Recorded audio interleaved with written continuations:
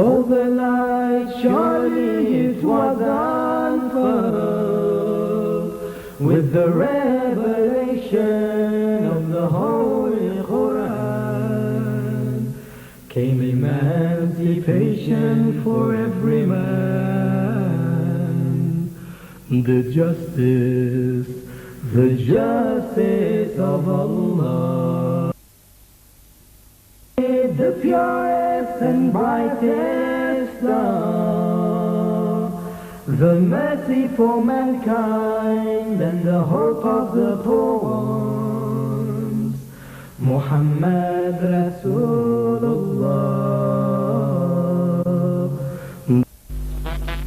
To complete our program of other speakers, and I'd like to introduce to you now one of our revert brothers, Brother Amir Di Martino, who is originally from Italy.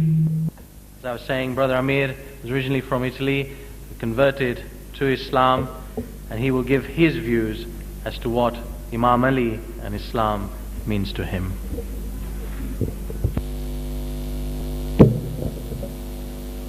Brothers and sisters, Assalamu alaikum.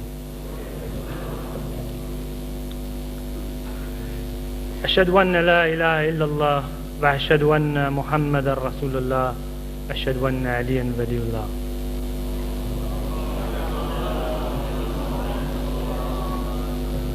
Seven years ago, by pronouncing this small and simple sentence, I embraced Islam, or rather I was accepted into the fold of Islam. I was in Italy in that occasion, and I did not choose an Islamic name straight away. In fact, it was only later, when I came back to London, and I attended one of the Islamic gathering, and the occasion, funny enough, was the 13th of Rajab, the anniversary of the birthday of Imam Ali alayhi salam. And it was on this occasion, the mosque was packed with people, the language I did not understand. One of the kind brothers translated for me each of the speech. And he told me, you have become a Muslim, what is your name? And I said, I have not yet chosen a name. And he explained to me that it is nice for Muslims, when they convert, when they choose Islam, to have an Islamic name, and possibly to associate to an occasion.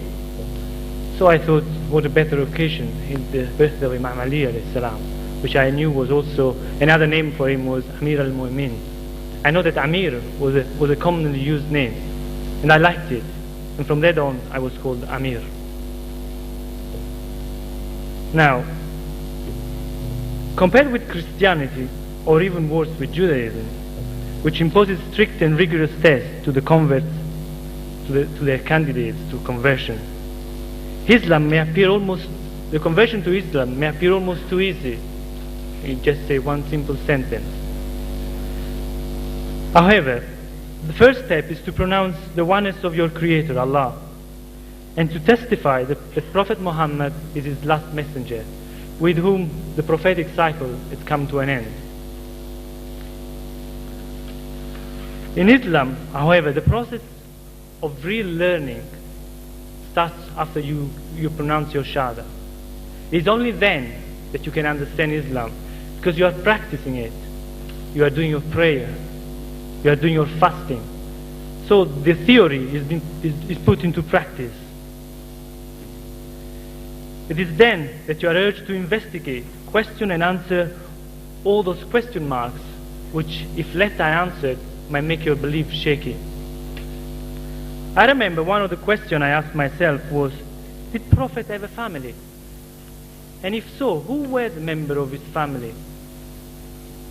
Then you document yourself, you read books, you ask experts, until you are satisfied with the answers. And if you are not satisfied, you keep on looking, you keep on searching.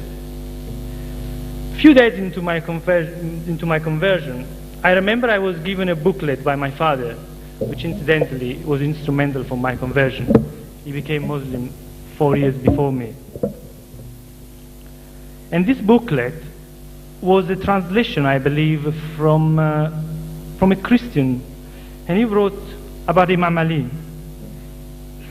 This gentleman was classified himself as a Christian Orthodox, no, not Orthodox, a Christian fundamentalist in a sense. He believed fervently in Christianity, but he also was an admirer of Islam, and he had written extensively about Islam and had done a special study on Imam Ali alayhi salam.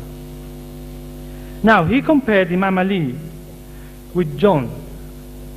John in Christianity was one of the disciples of Jesus, Hazrat Isa alayhi salam. And some school of thought in Christianity believe that it was John to whom the prophetic knowledge was passed, to whom was given the responsibility to bring forward the pure message of Christianity, of Prophet Jesus, Prophet Isa alayhi salam. So he was, let's say, the heir of Jesus. Now, I asked myself, okay, we know that also each prophet in his time had his help, had his successor.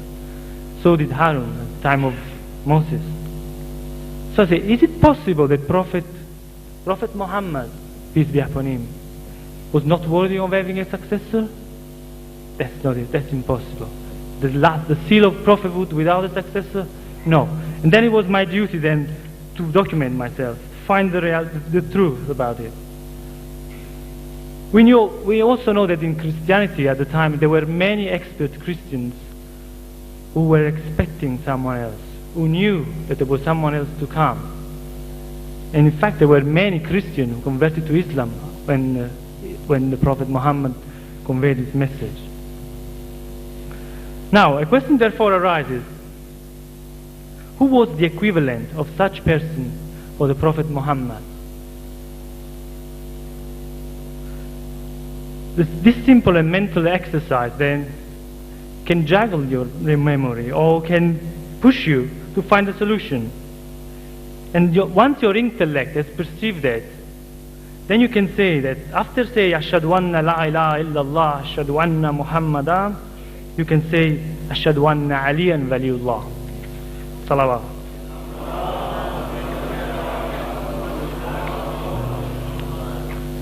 But to perceive it logically is different than to feel it with your heart.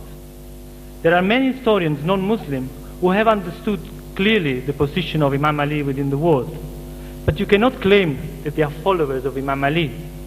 Because to be a real follower of someone, you must love him. Love him for what he stands, for what he represents. Love the things he likes and dislikes the things he dislikes. Feel the pain he has felt. But how can anybody relate to so much to someone who has left us a long time ago, who we have never seen? It is possible, my brothers and sisters. You can learn how to love the Prophet, Imam Ali, and indeed all the Muslims.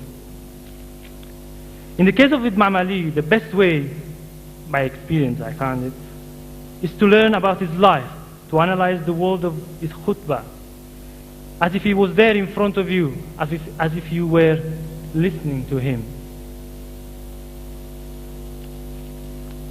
You then learn, you then understand the pain he went through. You share his suffering.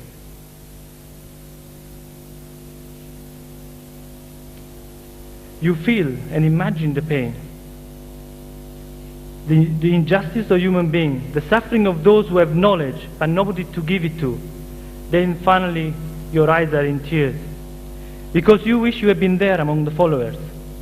It is only then that the first barrier between you and your Imam is broken, and then you understand your Imam. Imam Ali was truth, justice, courage, patience. How many of us can today say that they feel comfortable facing a person with such qualities? Comfortable that what they've done nothing by which the Imam would be in his right to punish them. How many of us actively recognize that there are qualities that must be pursued by each and every one of us, being it men or women? How many of us have the courage to recognize among us those who have been able to elevate themselves and to reach a step closer to their Imam. As Brother Musavi said earlier, Imam Ali did not need to be followed. It was they, the people of his time, who need to follow him. Today, we have the advantage over those who lived at the time of Imam Ali alayhi salam.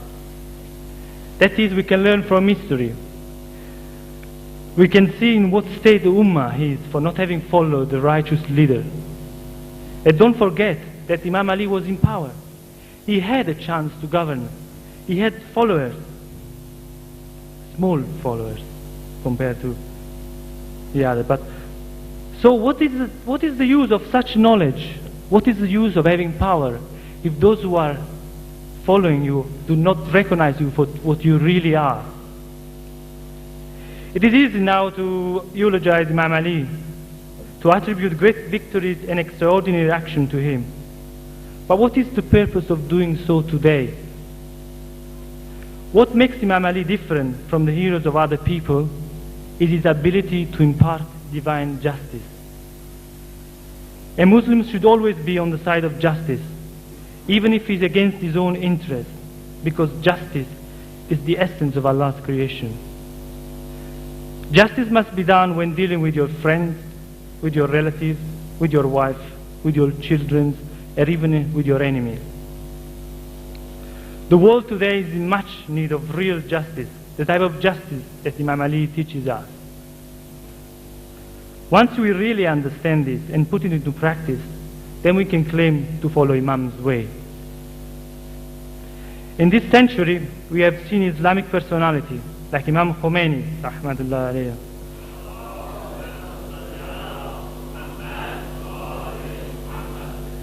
who have been able to show a particle of those qualities mentioned before. And yet, many of us have been unable to perceive this fact, just like the people at the time of Imam Ali alayhi salam. Today, in the absence of Imam al-Zaman, may Allah hasten his reappearance, it is our duty once again to recognize those individuals who have the capability and the qualities to hold the flags of Islam like a true son of Imam Ali alayhi salam, and who have made treasure of his teaching and have been able and have been rewarded by Allah by putting love for them in the hearts of the people, such as in the case of present of the Grand Ayatollah Khamenei.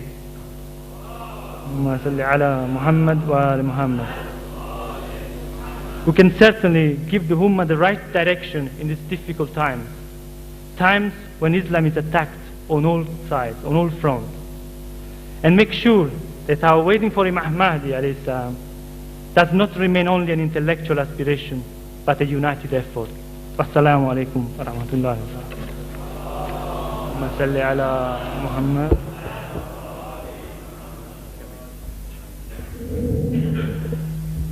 Thank you, Brother Amir, there, for that short insight into what Imam Ali means to him. I would like to ask now Brother Mustafa Moji to join me to continue with the program. Brother Mustafa will be dealing with the question of human rights and the constitution of Imam Ali alayhi salam. Salwa.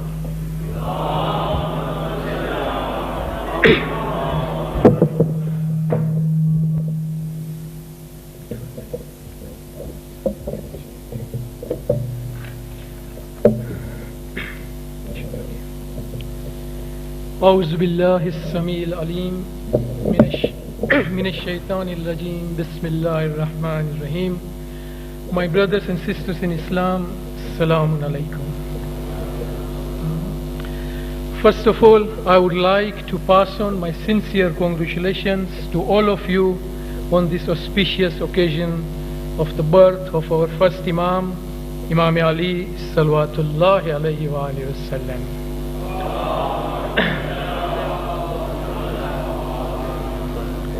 It is my sincere prayers that may Allah bestow His choicest greetings on all of us on this auspicious occasion. I would also like to pass my thanks and congratulations to Brother Shehbaz and his team of Discovering Islam. I know that for the last 3 months he has been trying tirelessly, and he must have passed so many sleepless nights in preparation for this conference. I hope after tonight he will be able to sleep peacefully. Let's also. My brothers, don't you think we are really lucky to be here celebrating the birth, celebrating the day of that personality who is such a world-renowned personality? Because there are millions of Muslims, forget non-Muslims, there are millions of Muslims who think that they don't have to do anything with Ali, who don't believe in Imam Ali, who don't even acknowledge the contribution made by our Imam. I think, and we should thank Allah subhanahu wa ta'ala to grant us such an occasion whereby we can either stand or listen and talk about our first Imam who has contributed so much. But the question always arises, isn't it, that why are people so indifferent to our Imam? What has he done? Because if you look at the history says that more than 8,000 books have been written in hundreds of different languages on the life and times of our Imam. If so much work has been done, and if history proves to us that Imam has been a beacon of light, not only for Muslims, but for the whole of humanity, the question arises, isn't it, why there are so many who are so against, in their heart, why they hate Ali rather than love Ali? And if you look and if you analyze the historical pages, you will come to just one single and simple conclusion, that the steadfastness with which my Imam implemented the laws of Islam, people were not ready to accept. They were ready to accept Islam without Ali. They were ready to accept everything. But the way my first Imam implemented the laws of Islam in steadfastness, people were not ready to accept it. And the result was that on the 19th of Ramzan, Hijri 40 AH, Imam was martyred by a person called Ibn Muljam with a poisoned sword. Such a personality, they could not do anything else to him except martyr him again in the mosque when he was in sajda. The violent winds started blowing, the sandstorm started, and the history says that the whole universe was mourning at that time. But my brother and sister, I think the greatest pain people would have felt are the people who were lovers of truth, who were lovers of justice, and who were lovers of human rights. These are the three categories of people who will keep mourning till the day of Qiyamah. Because if you look, on one side is truth, another side is justice, and on these two stones the whole skeleton of Islam lies. You may ask me why truth, and I can just narrate a very simple hadith of our Prophet, Hazrat Muhammad Mustafa salawatullahi alayhi wa sallam. Our Prophet said, "O people, let me show you the key where the truth lies. Whenever you want to see where the truth is, look at Ali. Where Ali is, the truth will always be behind him." Just think about it. Prophet never said that wherever truth is, Ali will be with the truth. No, there's a great difference between this. Prophet said, wherever is Ali, you will find the truth going behind Ali. And that is the personality of our first Imam, that truth and Ali can never be separated, can never be separated. As far as justice is concerned, I would not like to talk anything from the Shia books. I would not like to talk anything from the books of Ahl Sunnah or any other Muslim. I would like to narrate to you one example which I narrated from the same place on the same occasion approximately 4 years ago. I remember, I don't know whether you remember or not. I portrayed to you an incident from the life of a very well-known person called George Jordek, who has written a book called Voice of Human Justice. He is one of the world's renowned author, and the book has become one of the bestsellers in Middle East and in subcontinent. The name of the author is George Jordek. He is a Christian, and the book is called The Voice of Human Justice. George Jordek, in the second edition of this particular book, writes that when I was a little young one, living in Middle East, I always used to hear about Ali. Whenever we talk about fighting, someone would say there is no hero like Ali. Whenever we used to talk about ilm, someone would say, Ali said, ask me anything you like to know. Whenever we talked about ibadat, someone said, there is no one as far as ibadat is concerned like Ali. And he said, I was really astonished that who this personality is. Who is Ali? How can so many attributes combine in one singular personality? So he said, I started my research. He writes in the second edition that I researched on the life of my Imam for 20 years. And in that 20 years, the material I was gathered together was astonishing. Once I gathered all the material, I thought to myself, unless I print it in a book form and present it to the public, I may go tomorrow, all my research will totally be lost. So what he does, he said, I collected all the material and I visited various publishers in the Middle East who were Muslim, asking them to publish the book for me because I didn't have any money to publish it. He said, I went on the doors of every single publisher and every single Muslim publisher denied. They said, sorry, we don't have to do anything with Ali. We won't be able to publish this particular book. And he said, I was astonished. These people call themselves Muslim. They know that the Islam has come up to this stage because of the personality of Ali. I have done so much research being a Christian, and they are not even ready to print this book. They are not even ready to publish this book. He said, I was thinking, in my thought on one Sunday I went to church. I used to sit on the near the platform. He said, when I was sitting, the preacher who was speaking from the platform, he continually looked at me. After the preaching was over, he came down the steps, he came near to me and said, George, I have never seen you in such a state in my life. You are a regular attendee of the church. Tell me what has happened. And George said, I thought to myself, should I mention it to the preacher? What will he understand as far as Ali is concerned? He said, I kept quiet. I said, this is my personal problem. Let's leave it out of the church. But the preacher, he said, insisted that, George, you have to tell me. You have been a regular attendee here, and how can we not share? A problem shared is a problem solved. And he said, when he told me like that, I said to the preacher that, see, this is what I have done. I have done so much research. I have got so much material about the life of Ali, the hero of Islam. No one is even ready to publish this book.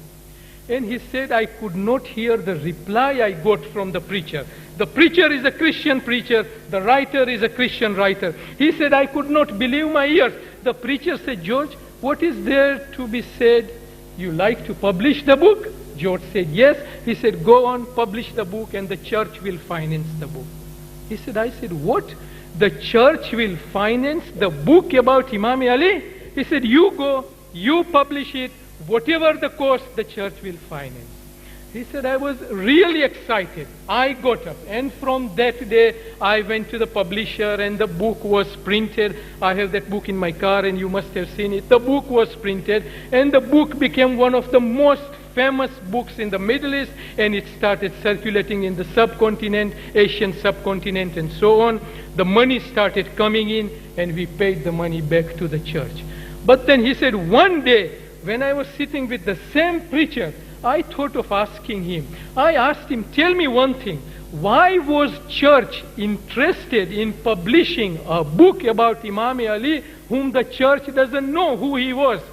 And he said, the reply I got was astonishing. He said, George, what do you say? We don't know Imam Ali? Do you know, George, that in our books we have seen that Christians, people who used to live in the time of Imam Ali, and he said, the preacher told me that Ali only ruled for 4 years. In that 4 years, the sukoon and the justice and the peace which the Christian got in the era of Imam Ali was so unique that the Christian people themselves say that we have never attained so much peace anytime, even at the time of Christian rulers. He said, George, what you are saying? You say we don't know Imam Ali? We know him more than most of the Muslims today in Middle East know Imam Ali. And if you want to ask the question, why we finance? It is very simple. We owe something to the humanity. We owe something to the Ali. We had to pay our debt. This was just one of the way we Christian could pay our debt to Imam Ali. This is the justice of Imam Ali, about which the world will keep on crying till the day of judgment. But the main subject which I was given, and hurriedly I said yes to Brother Shahbaz, was human rights as far as Imam Ali and Islam is concerned. When I started my research on this particular subject, there was no way I could present that subject in front of you in the way I wanted to, because it is an ocean which Imam Ali has presented as far as the administration and everything is concerned. In the last few minutes which I have at my disposal, what I wanted, that if I can put just some points very, very, very briefly in front of you, that how Imam Ali propagated the Charter of Human Rights which we see today in front of us. If you are the readers of history, you would know that the Charter of Human Rights has been devised twice in the present century. One after the First World War, when the League of Nations was formed, they came up with a charter which is called Charter of Human Rights. And secondly, after the Second World War, when United Nations got together, they set up the Charter of Human Rights, which at present is in front of us. I would like to invite you, my brothers and sisters, in the name of my first Imam, whenever you have time, take the Charter of Human Rights which have been enacted by United Nations, keep in one place, and then look at the Charter, the Constitution which my first Imam devised when he came onto the platform in public and ruled for 4 years. And one thing will astonish you, you will see that whatever Ali has said in his constitution, approximately the same thing the world has put in their United Nations Charter and presented it to the world. But the difference is that with United Nations Charter of Human Rights, you will only see the words, the sincerity is completely lost. Because of not having that faith, the Charter only shows the skeleton in front of us. The spirit is completely lost.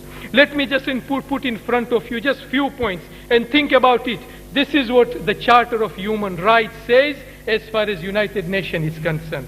Number one, it says all human beings are created equal, and so they are all brothers, and so they all should live equally and they should live together. This is what United Nations says. Look at the world today. People who have written this charter, the spirit is completely lost. Each one is against each other. Rather than making him live, how we can kill him. The second one, it says there should be no discrimination at all, because all human beings are born equal. There should be no discrimination on the ground of faith, color, language, nothing, because all are born equal. Do we see today? You must have heard the news today, what has happened in Russia, in Chechnya. Okay, they are Muslims living in the same land of Russia for a number of years. Just the language may be different, the color may be different, and you know exactly what has happened today there. United Nations Charter says everyone is entitled to peace and security. Show me a single Muslim state in the world which is living in peace and security today. The words are there. The spirit is completely lost. The Charter says all human beings are equal in front of the law. Are Muslims equal in front of the law? You know, I don't have to tell you. It says everyone is entitled to their own opinion. Do we ever get a chance to think and to present our points in front of the public? And this is exactly what happens, that whenever anyone comes up where the copy is made of the charter of our Imam, the words always remain, but the spirit is completely lost. Because today, might is right and there is nothing else in the world. But what my Imam said, he did it and he showed it to the public. As you know, after the death of the third Caliph, the Muslim Ummah was in total anarchy. History says that they could not find anyone to calm down the Muslim Ummah. Delegations started coming at the door of our first Imam, requesting that Ali, please take up the rulership of Muslim Ummah. Today people say because of the Khilafat of the first Imam, Islam has disintegrated. If Imam would have not said anything or accepted what the first three caliphs and everyone had to say, Islam would have been united. Someone has given a very nice answer. The answer is in Urdu, which I'll repeat, and then I will translate it. It says that वो होंगे और जिनको नाज था तख्ते खिलाफत पर, वो होंगे और जिनको नाज था तख्ते खिलाफत पर, अली वो है जिन्हें पाकर खिलाफत नाज करती है. Zizo, my friends, it was not Imam Ali who wanted the Khilafat. It was the people who wanted Ali to take over the Khilafat. Ali only ruled for 4 years, approximately 4 years. And the whole period was marred with tragedies. The period was marred with various wars. Imam Ali, the history says, never got a single night's peaceful sleep. But just look what he did in 4 years. I wish if I had time, I would have taken you through the so many reforms which my Imam presented in front of the world. Very quickly, I will take you through 2 or 3 reforms. The first reform my Imam did was immediately when he got the power, or when he came to the helm of Islam, was that he established the Central Bureau of Training and Education. Very few people are aware of that, and that's why whenever we talk about Imam Ali, we talk about fighting, we talk about all the other things. The first thing what Imam Ali did, he established a complete bureau of training and education to show to the Muslim Ummah that without proper training and education, there is no future. You won't be able to go anywhere. Under that bureau, he divided the entire bureau into 7 different sections. The first section he kept for teaching and training people to speak and pronounce and write proper Arabic. If you have studied the history of various languages, when you come to Arabic, you will see that people have written that Imam Ali was the first person who took out all the problems which Arabic language had, and he presented the language in the form which is in front of us today. The second thing Imam Ali did was he established under that bureau, the second section was to teach people the art of reading Quran. Today we say, what is there in reading Quran? But the tajweed and all the other things which we learn and we are taught, Imam Ali established a particular bureau to teach to people how to read Quran. The third thing Imam Ali did, he appointed one of his closest person called Kumail ibn Ziyad. We read Dua Kumail every Thursday night, and the person to whom that dua is directed, Janab Kumail, he was made the head of that department to teach 3 particular aspects to the Muslim public. The first one was mathematics, the second one was engineering, and the third one was astronomy. There are various reasons why Imam did this. I don't have time to go into that. The fourth section of that bureau was that Imam Ali established the section which used to deal with Arabic literature. Prose and literature was written and circulated throughout the world. The fifth section was to deal with poetry and logic. The sixth one was to deal with the principle of administration, and here Imam Ali made Abdullah ibn Abbas the head of this particular bureau and said that the administration should be the central point. If the administration is not proper, the state would not run properly. The sixth one was this principle of administration, and the seventh section was Imam Ali took it on himself, and that was to teach the commentary of the Quran, to teach the philosophy of the religion, and to tell the people about the tradition of the Prophet. Now see, there is a great difference between the tradition narrated by other people. Imam Ali said, I was with Rasulullah when this particular hadith came.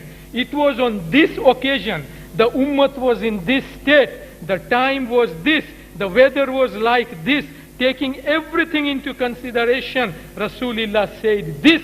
So this particular tradition has this meaning and not the meaning which you have been hearing for a long time.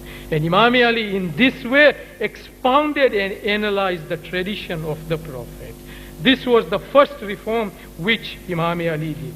The second reform was that he started looking at the state, that how the state is run, how the law and order is carried out, how the security is carried out. He appointed pious officers. He appointed the chief of the army, who were not only good in fighting, but who were well educated and pious people.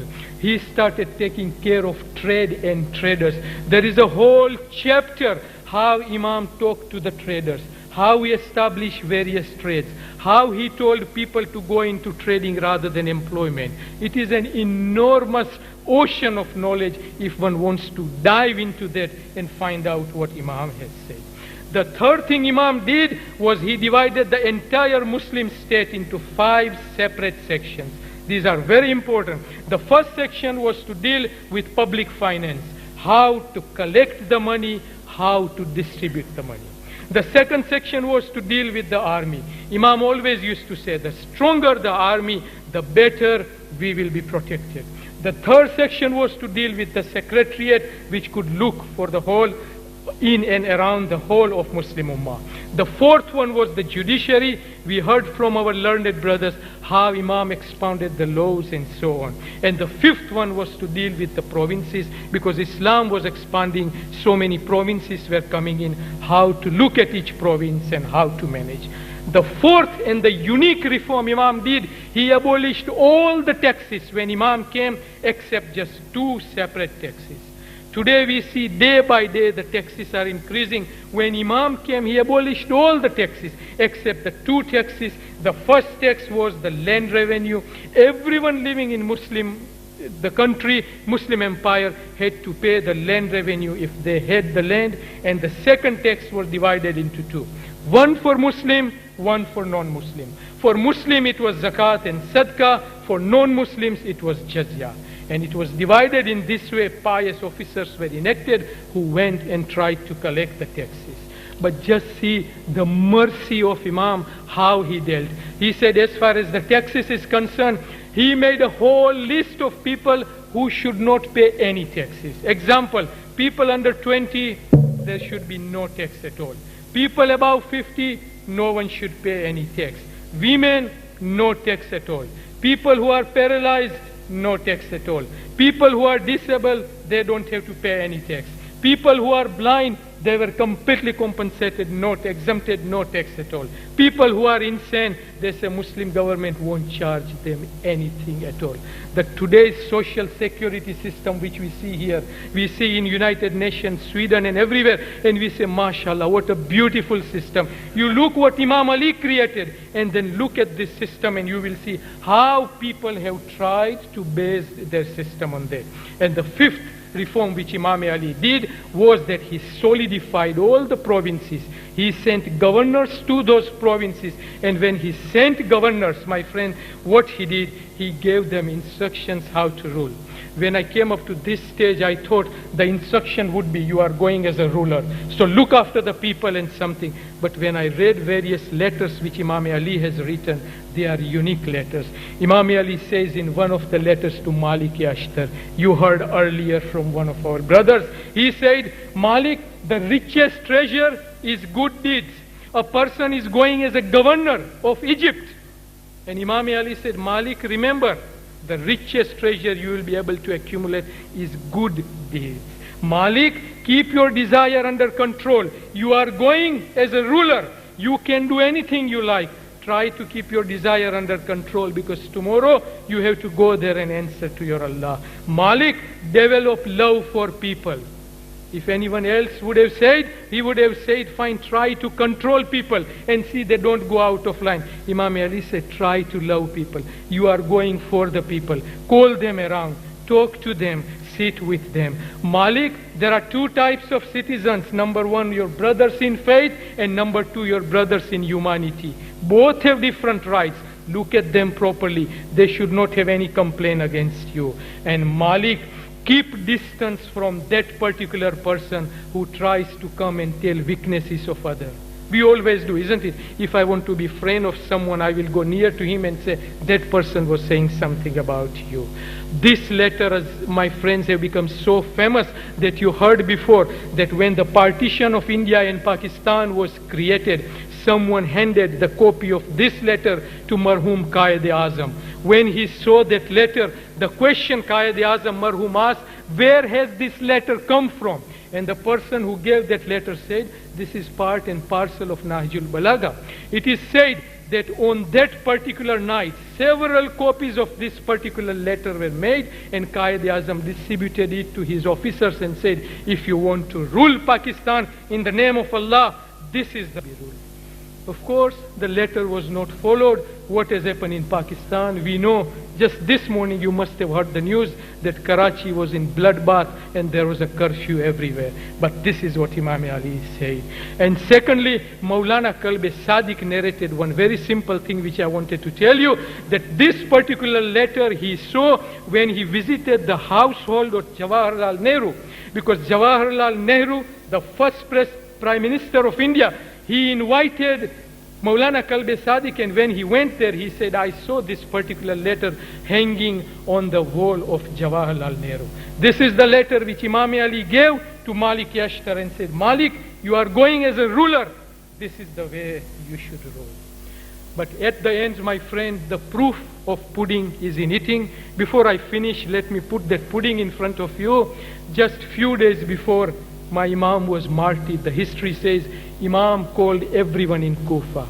Everyone in Kufa from in and around. And Imam said, my brothers and sisters, I came here with 5 duties to perform. I just want to ask you, have I performed those 5 duties or not? And my 5 duties were, number 1, to give you peace. Number 2, to give you security. Number 3, to provide you enough food so that you don't go hungry. Number 4, to provide shelter to everyone. And number 5, to provide you enough clothing so that you can wear and say that you are not without clothing. This was my duty. I have tried my best to do this in the 4 years of my administration. But if there is anyone here who thinks I haven't done my duty, I ask him to stand up. And Ali, on his Lord, says that he will pay the penalty if he hasn't done. And history says that not a single person stood up at that time. This is what my Mawla did. And in finishing, these are the personalities of our first Imam and Aimma Tahirin, through whom Islam has come to us. So let us say in parting, कि चलो चलो सलाम कर ले, चलो सलाम कर ले ऐसे आस्ताने को इस्लाम पाल के जिसने दिया ज़माने को. My brothers and sisters, salam alaikum. Once again, a very eloquent and resounding speech to add contribution to our program. Can I introduce you to now Brother John Cooper, who is a lecturer in Persian studies at Cambridge University, and he's been teaching Persian language and literature as well as Islamic sciences since 1989. Brother John Cooper, can I please take the floor? Bismillah ar-Rahman ar-Rahim.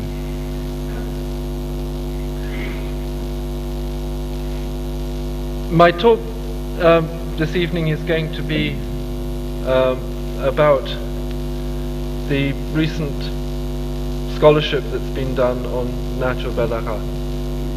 But I need to start off by saying a little bit about the book and its author. In his introduction to the Nahj Balagha, its compiler, the Sharif Aradi, set out the reasons which led him to compose the work. He tells us that in his youth he had begun to write a work on the characteristics of the Imams, which was to have included sections reporting their utterances. Having completed the section on Amir al-Mu'mineen Ali alayhi salam, he had then found that other preoccupations had prevented him from completing the work, but he had already written down the greater part of the section on Ali's utterances, only having left out the longer discourses.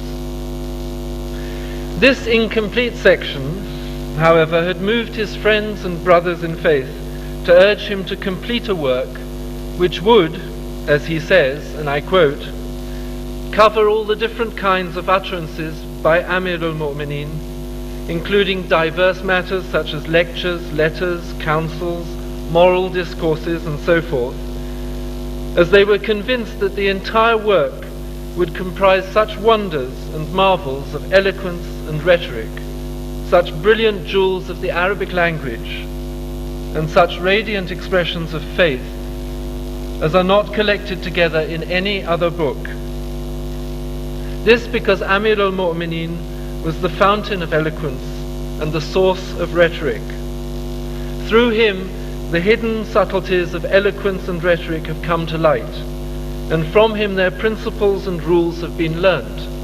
Every speaker and orator is forced to tread in his footsteps, and every eloquent preacher makes use of his utterances. Having established the literary motivation for such a work, he then, this is the Jaafferiya, he then explicitly states what his purpose was in compiling the Nahj al-Balagha. And he says, it was to bring forth the greatness and superiority of Amir al-Mu'mineen in the art of rhetoric, in addition to his countless other qualities and distinctions, and to show that he had risen to the highest pinnacle in this attainment, to show that he was unique among all those predecessors whose utterances are variously quoted, and that his utterances are a stream of such irresistible flow that it cannot be dammed, and a treasury of subtleties that cannot be matched. And that is the end of the quote. It's therefore clear from the compiler's own words that his objective was to compose a work which would demonstrate, among Ali's innumerable excellences, his superiority in the oratorical and rhetorical arts, a superiority which would further demonstrate that he was indeed to be counted as the virtual founder of these arts in the Arabic language. Reading between the lines in what he wrote, it seems clear that the Jaafferiya did not just mean that Ali was the first orator or the first rhetorician. This is not meant merely to include Ali among the Awail, as the Arabs called him, those people who form the subject of the large body of literature on the originators of sciences and arts. The first grammarian, by the way, is also said to be Ali, who was also said to be the first to interpret the Quran, and so on. Ali is being advanced in what the Jaafferiya says as the source from which subsequent orators have drawn on more extensively than any other speaker and writer when looking for fine rhetorical examples. The speaker of a modern language, a modern literary language, is able to read back in time through the literature of that language until a point is reached when the words and the sentences no longer make clear sense. It's not just a question of having to use a dictionary more than usual, but of something rather more unsettling. In English, for example, Chaucer presents such a problem to the contemporary reader. However, at the point in time when the language becomes easily recognizable and the vocabulary is not altogether foreign, it generally seems to be the case that one or two writers stand out in the literature of the language, and their work proves so fundamental that a person can hardly be reckoned to be educated unless he or she can at least recognize quotations from these writers. In English, for example, one thinks of Shakespeare and the translators of the King James Bible. In Persian, one thinks of Ferdowsi. In Italian, one thinks of Dante. Whole passages, figures of speech, turns of phrases are absorbed from such writers into the language, even at its most ordinary level. These authors both helped to form the language in which they wrote, one which subsequent generations down to the present day have been able to read with comparative ease, and also provided the literary roots, the literary texts, the basic texts of that language. Just as these writers have become the sources of vast quantities of quoted expressions, so had, in al-Radi's time, Ali alayhi salam. The written Arabic language was more or less in its infancy when Ali had been born. He was one of the first to use this new language for a wide range of purposes: literary, administrative, exhortatory, poetic, epistolatory. He is reported to have been the first to have written out a copy of the whole of the text of the Quran shortly after the Prophet's death. And the Quran was virtually the origin of the new literary language of Arabic. Ali's knowledge and skill in Arabic was thus almost unrivaled. It thus became almost an obligation to include a quote from Ali in an Arabic discourse, any Arabic discourse, which had pretensions to eloquence. And Ali's speeches and sayings stood after the Quran as those literary achievements which had entered the Arabic language at its early formative stage and set the benchmark for the eloquent expression and the well-turned phrase. The very title of the work which Ar-Razi composed expresses the same point: Nahjul Balagha, the path of excellence, of eloquence. Here then was to be a work which would not only be a pleasure to read, a source of wonder and amazement, but a kind of anthology of the founder of Arabic eloquence.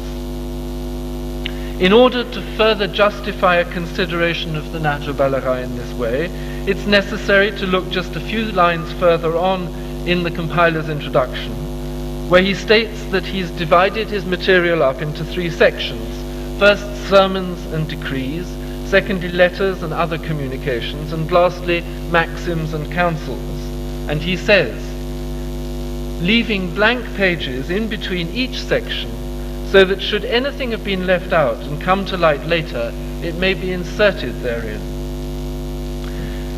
He goes on to remark that there may seem to be some disorderliness in his arrangement. There are cases where a discourse or an utterance may not seem to be in the right section, but this is only because one cannot hope to find a simple classification scheme that will include everything. There may be repetitions, he says, or omissions. He may even have left out more than he's put in, but he has striven to the best of his capacity to achieve his aim. More significantly, Ar-Razi says that his purpose is merely to collect the most representative samples of Ali's brilliance, not to arrange them in any order, by which he presumably means that he is not applying the criteria which the reader might expect to find in a thoroughly scholarly as opposed to a purely literary work. Now, the 2 aspects of the Nahj al-Balagha which have been the object of doubt have been the more reasonable one, that the contents of the work are not, or at least not all, the words of Ali ibn Abi Talib, and the somewhat more peculiar allegation that the compiler was not the Sharif al-Radi. To deal with the second point first, it is in one respect a good example of the kind of problem which occurs frequently in history. Take a subject in which one is interested and which one begins to study. Whatever one reads on a certain topic, a particular story is to be found again and again, either explicitly stated or just referred to implicitly.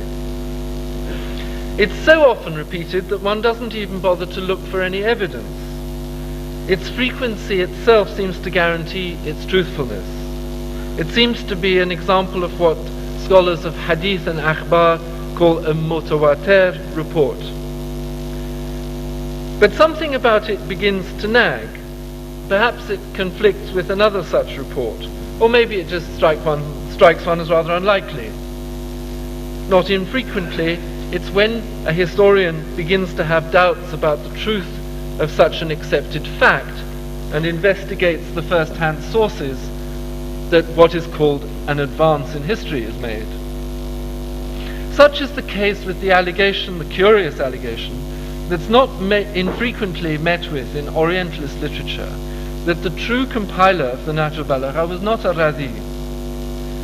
It's true that this doubt was indeed expressed in the 7th century of the Hijrah by Ibn Khalikan, a great scholar, and subsequently by Al-Dhahabi in the 8th century. But it doesn't by itself explain why a figure such as Brockelmann, who's a German author who was responsible for probably the most important catalogue of extant Islamic manuscripts, this doesn't explain why he should have repeated this doubt in his great bibliographical opus, the Geschichte der arabischen Literatur, nor why he should have bothered to mention the ascription of the compilation of the Nahj al-Balagha to Ar-Radi's brother, the Sharif al-Murtada, in his article on him in the first edition of the Encyclopedia of Islam. Nor why the same encyclopedia, which is the tool of choice really for all students of Islam, nor why the same encyclopedia should fail to mention the work in its entry on the Sharif al-Radi himself. Now, in a recent article, and also in the entry for the Nahj al-Balagha, which was written for the second edition of the Encyclopedia of Islam, the author Mukhtar Jebli has traced the origin of this Orientalist doubt about the compiler of the book back, at least in part, to a famous 19th century scholar, the Baron d'Islan. Now, the Baron d'Islan was responsible for the cataloguing the Arabic manuscripts in the Bibliothèque Nationale in Paris. And d'Islan had seen on the front page of this manuscript of the Nahj al-Balagha, he had seen the name Al-Murtada.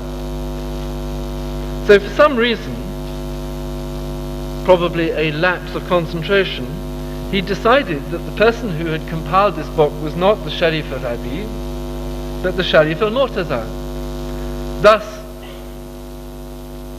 introducing this doubt into the literature.